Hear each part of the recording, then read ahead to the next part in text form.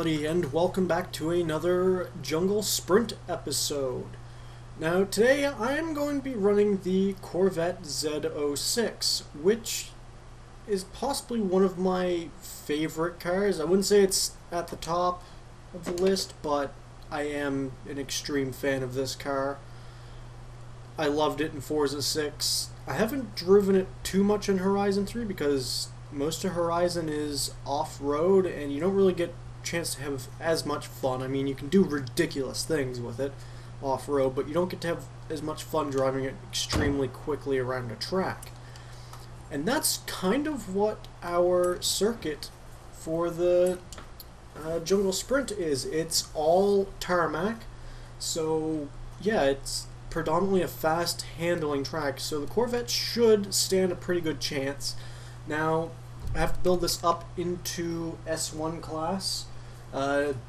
It's already relatively close to the top, so we won't be able to put too much in the way of upgrade parts. I'm going to run through some of the upgrades. It has to stay with its standard drivetrain, so it will stay rear-wheel drive. We could put the V10 or the V12, and actually, surprisingly, both of those stay in S1. Well, that one decreases power slightly, and that increases it by 50. I'm going to stick just with the standard because I don't really need to faff about with power. I don't need to worry about getting any more power out of this car. The big thing is I am going to want to try and put on the Forza aero bits. We'll get those put on. I'm not sure what I'm going to get for tires on here. I won't get the race compound or even the rally. Even the rally would give me, actually the rally gives me less grip. So we're not going to get race tires. We'll have the equivalent of, I think, sport tires on this. I'm not actually sure if we'll get any increased tire widths. We probably will. 325s on the front. I kind of want to do the rear first because we do have 650 horsepower going through the rear wheels of this car. 355s are pretty dang good going for rear wheels. I mean, it is an American car. Generally, they have larger tires, muscle cars. Okay, so we can get the front tires on too. So we have 355s on the rear and 325s on the front. 325s are actually massive on the front. Sometimes cars don't even get that on the rear. So we have full tires or tire widths, and we have basically sport compound. So the only thing I'm worried about is maybe a little bit of lack of grip from not being able to upgrade to the race tires. I'm not going to be able to get any weight out of the car with the weight reduction. It is going to be relatively heavy. I wonder if putting the roll cage in... Okay, so I'm not sure if I want to go for the roll cage or not. It's only a very slight boost in handling and launch. It doesn't really add anything. I don't know. It doesn't add any PI and it doesn't take any PI away. So let's go for it. It doesn't really affect it all too much. I do want to... Okay, so we can't put brakes on it, so that's one thing to note. We could put the suspension on it. Let's go with suspension, and then put the anti-roll bars on. Those didn't even add API. I really wish I could come up with something so I could get that on, but it would mean sacrificing tire widths possibly, which I'd rather have the grip than the weight reduction. So we only have a few more PI to play around with. I haven't touched anything in the drivetrain yet. I will put the differential on because it doesn't give or sacrifice any PI, so we can't really take much weight out here either unless we put the transmission in or the flywheel. We don't have a drive line in this to take out any weight, and usually those take out quite a bit of weight, so I'm just going to go to the engine and see what I can put on. I can take out a considerable amount of weight with the exhaust, which will also give us 12 horsepower, and we have 1 PI to mess around with. I doubt any of this is going to give us 1 PI, but I'll have a look here just to be sure. Nope, and the supercharger's definitely not at all. We'll probably end up going for a flywheel there, and I don't know if the air filter maybe can sneak something on. It's always nice just to have a quick check to make sure you can't just sneak a part on for a free PI, because The more performance you get out of the car, the better. Let's see, can I sneak a clutch on it? Oh, I could. What about a transmission? I'm doubting I could put a transmission on. No, I can't. I will sneak that clutch on. It doesn't really improve things too much, but it does take out a couple pounds. So yeah, not much went on to the Corvette in the way of upgrades. Mostly just handling parts, which I really don't think the Corvette needs. It's a relatively good handling car from standard if it's anything like the one on Forza 6. We have 662 horsepower and 662 foot-pounds of torque, so we're not down on power and torque. We have pretty darn good power and torque figures. It's the weight that I'm slightly concerned about. 3,500 pounds makes it extremely heavy, considering when you put it into perspective of the BAC Mono. That was extremely light. But I don't think the power to weight ratio is too bad. It all comes down to how quick can we accelerate out of the corners and how much corner speed we can actually carry. And to find that out, we will take it for its 3 runs down the jungle circuit.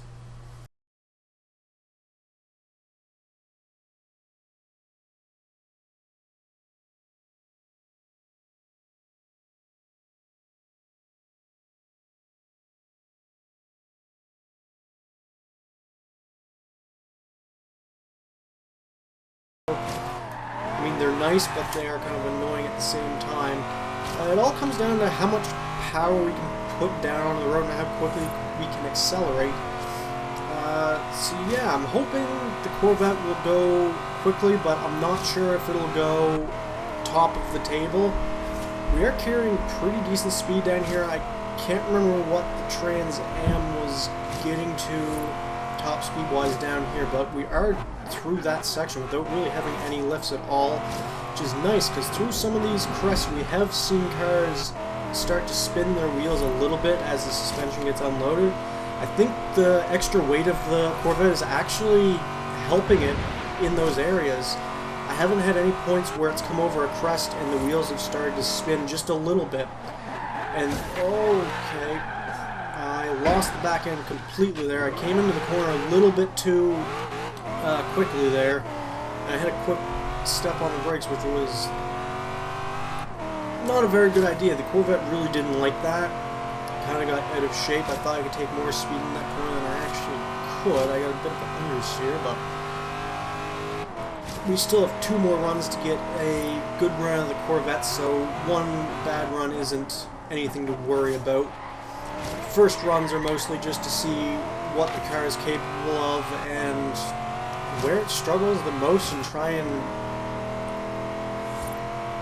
get it to go as fast as possible through the sections that it struggles in, basically. Do have pretty good grip though. Most of these corners are relatively fast. When we get to some of the slower speed corners we may have some problems. You can get the wheels to spin up a little bit, and if you're not careful that will shoot you out sideways, but I don't think there's too many low enough speed corners for the Corvette to really worry about that too much. So yeah, Corvette seems to be holding its own right now.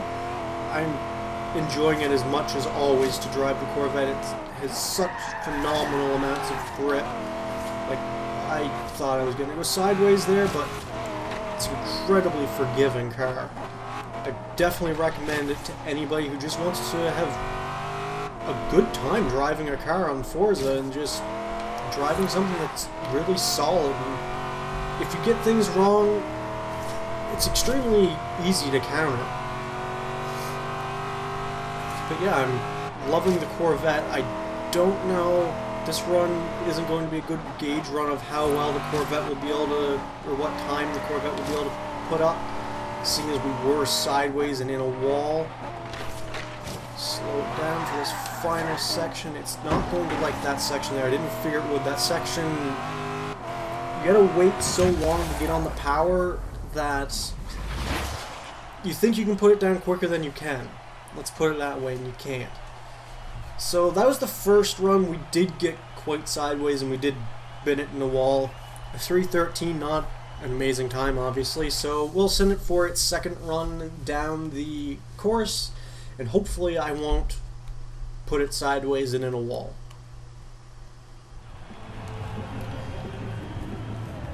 Alright, we're here for the second run down the sprint trail here. Sprint trail? Yeah, sure, let's call it that. I don't know why my brain can't properly say the name of that, but we'll call it the sprint trail, the jungle sprint. It doesn't like that opening corner too much. It has a little bit of understeer in some areas, which is weird because it understeers in areas that I wouldn't expect it to, and then it's perfectly fine through other areas. It's a weird mix. But I am loving that over these crests it's having no problems at all. And I am going to put that down to just the fact that it has that extra weight to keep it from unloading suspension. I don't think it's a traction thing. I think it's just down to the weight of the car, plus maybe a little bit of traction helping it, but definitely the weight of the car, I think, is what's allowing us to run through or over some of these crests with such speed and not having to lift. Because we have seen a lot of cars that were pretty darn good acceleration-wise and handling-wise, like the Crown Victoria, but they just struggled going over all these crests. You had to lift off the throttle so much that you couldn't get a fast enough run out of them. Let's slow down for this corner. Understeer almost put me into that wall.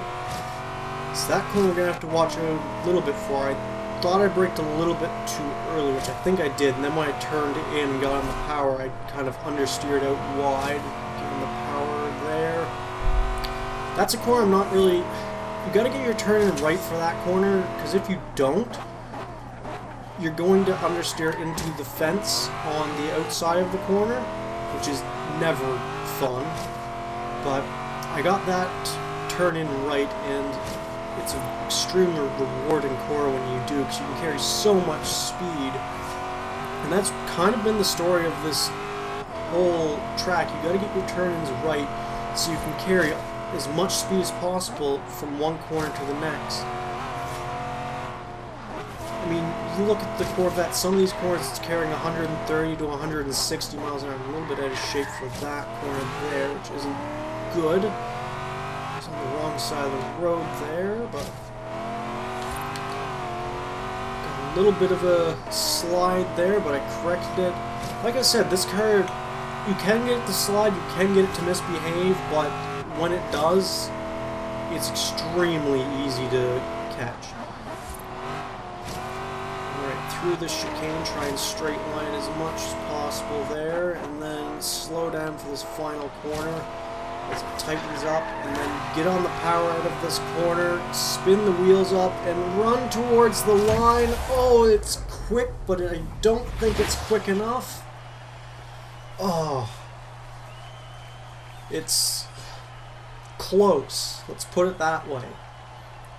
We got a 305.9. Now, I don't know why I set the rival time to be my fastest time down here, which... Did I record something wrong? I'm gonna have to go back and look at footage because my notepad that I have down just to keep track of the times that I set in these videos has the Pontiac going at a 305.1, but this says a 305.6. So I'm not actually sure what the time is. But anyways, I know we definitely didn't go faster than the Pontiac. It was extremely close, and maybe on that one corner, if we didn't run wide and have that mess up and almost hit a wall, we may have been able to actually beat the Pontiac. Alright, we're here to take the Corvette down its last run down the Rainforest Grand Sprint. I'm hoping that we can find a little bit of time and just dethrone that Pontiac. We were so close, whether it the Pontiac was a 305.1 or a 305.6, we were so extremely close to beating its time.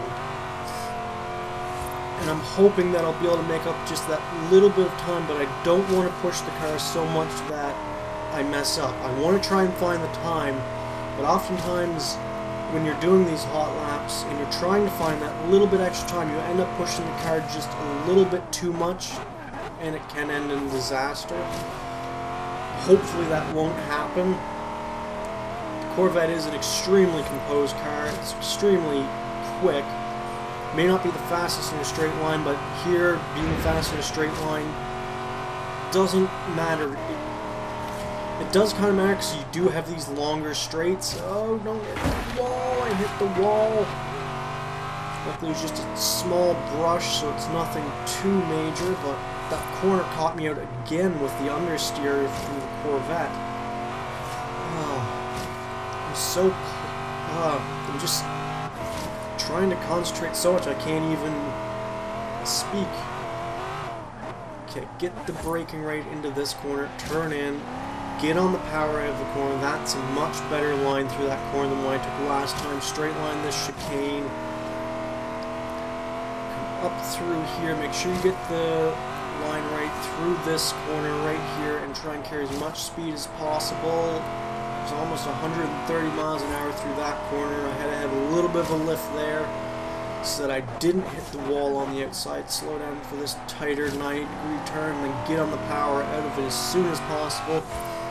I just want to make this Corvette go as quickly as I can. And like I said, it's one of my favorite cars and I'd love to see it go at the top of the table. I know it probably won't stay there forever. I don't want to say for very long, but it won't stay there forever, I don't think, because it's not so ridiculous that it will never be dethroned. We're not seeing it go extremely quickly, but we are seeing it go quicker than the cars that have gone before, or close to them at best.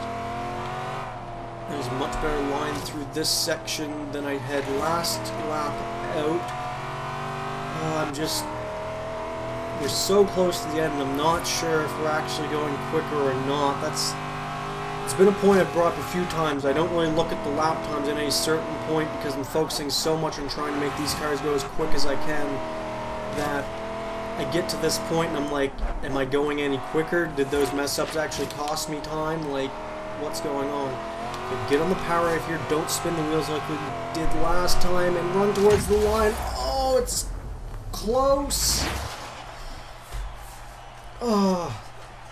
That will definitely put the Corvette into second place, no matter what the time of the Trans Am was.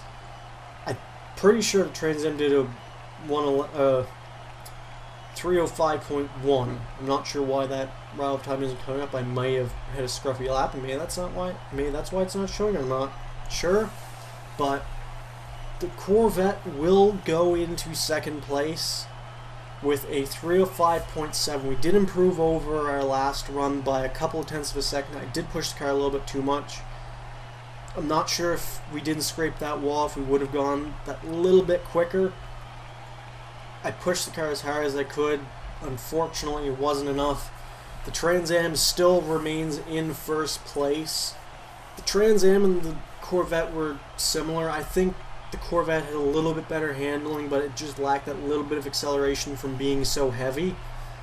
Whereas the Trans Am had a little more acceleration, I think, than it did handling, but it just made up for it a little bit more than what the Corvette did. So that's going to be it for this video, guys. I'll throw up the leaderboard after the video so you guys can have a look at it for yourselves. And if you like the video, hit the like button and subscribe. And until next time, goodbye.